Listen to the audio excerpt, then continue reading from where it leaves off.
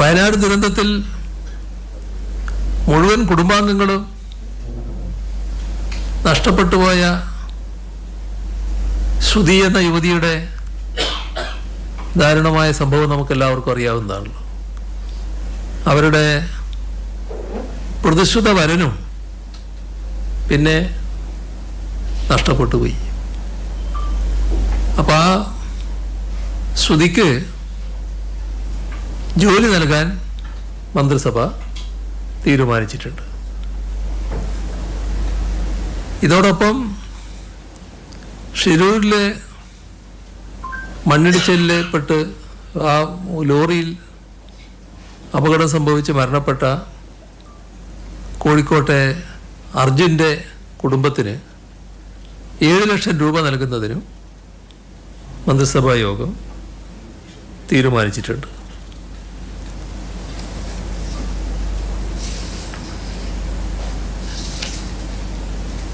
നമ്മുടെ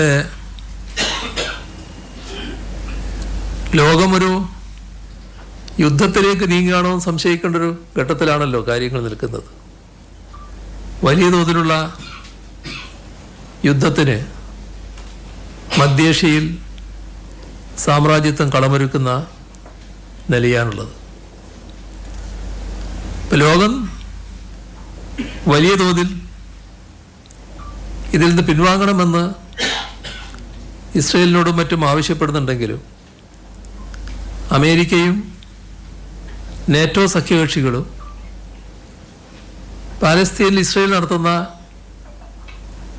ആക്രമണത്തിനും മനുഷ്യക്കുരുതിക്കും വലിയ പിന്തുണയാണ് നൽകി വരുന്നത്. ഇവിടെ ഇത്തരമൊരു ഘട്ടത്തിൽ നമ്മൾ കാണേണ്ടത് സംഘർഷ മേഖലയിൽ ജീവിക്കുന്ന പ്രവാസി മലയാളികളുണ്ട്.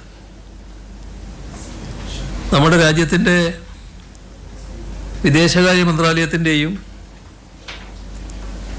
നോർക്ക റൂൾസിൻ്റെയും ജാഗ്രതാ നിർദ്ദേശങ്ങൾ ശ്രദ്ധിക്കുകയും പാലിക്കുകയും ചെയ്യണമെന്നാണ് അവരോട് പ്രത്യേകമായി അഭ്യർത്ഥിക്കാനുള്ളത്. ഏറ്റവും പ്രതിഷേധാർഹമായ നിലപാടാണ് ഇസ്രയേൽ ഈ ഭാഗത്ത് സ്വീകരിക്കുന്നത്. ലോക പൊതുജനാഭിപ്രായം അംഗീകരിക്കാൻ തയ്യാറല്ല.